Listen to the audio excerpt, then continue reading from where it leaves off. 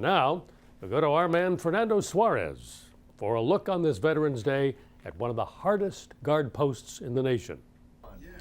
It is an elite group of soldiers who've spent months training for what some might think is a simple guard post.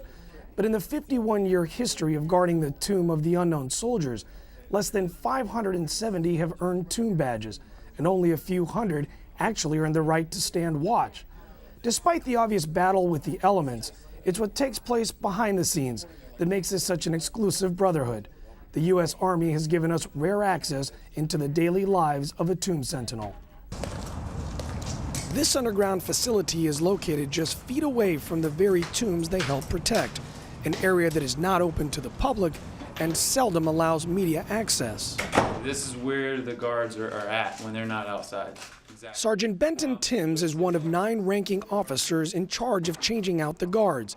He has agreed to show us around on his day off, but we quickly realize that his schedule is not like most people's. Usually for that 24-hour shift, we're going to be up for that entire 24-hour shift. They work around the clock, starting their day at 5 a.m. and ending their shift at 6 or 7 the next morning.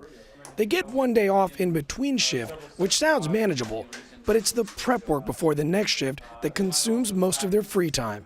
This is my changing blouse. Each guard tediously cares for his own uniform, everything from pressing the pleats on their jackets to measuring their medal placements to 1/64th of an inch.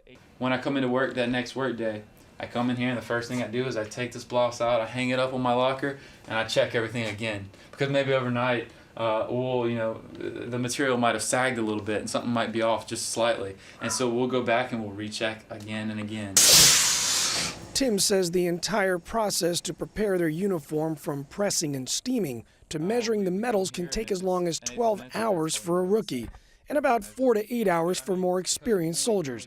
The bulk of that time, however, is taken up by shining their shoes. So every day we go back with a boot brush them off, and sand them down with 2,000 grit sandpaper, make sure all the texture's out, and then we'll re-shine them up, and it takes several hours. They use a similar procedure for their gun holsters and bayonet scabbards, taking this crude green-issued case and turning it into a polished piece that hangs at their side.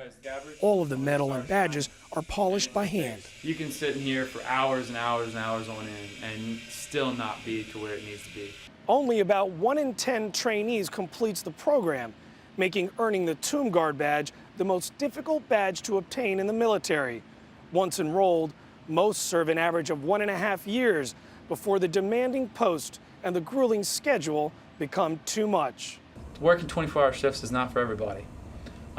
Measuring everything on your uniform to 1/64th of an inch is not for everybody. Shining shoes with shoe polish, again, that's not for everybody. It's all done to meet what Timms calls a standard of perfection. To honor them, we give them our absolute best, and the best thing we can give them is perfection. Perfection, which means no guard leaves this room without being fully inspected by another soldier. An extreme regimen that on some days can mean changing in and out of their ceremonial blue uniforms up to 23 times in one shift. When you're spending 6, 7, 8 hours shining those shoes or pressing your blouse back there at 2 o'clock in the morning, you just have to stop, assess why you're doing it, what they gave up. And well, hey, spending 6 hours on my shoes is the least I can do for these guys who gave up their identities. When night falls, the vigil continues, but the ceremonial blue uniforms are hung up. Instead, guards don standard Army combat uniforms to protect the tomb when the cemetery closes. In the morning, they will reset the clock and do it all over again. Fernando Suarez, CBS News, Arlington National Cemetery.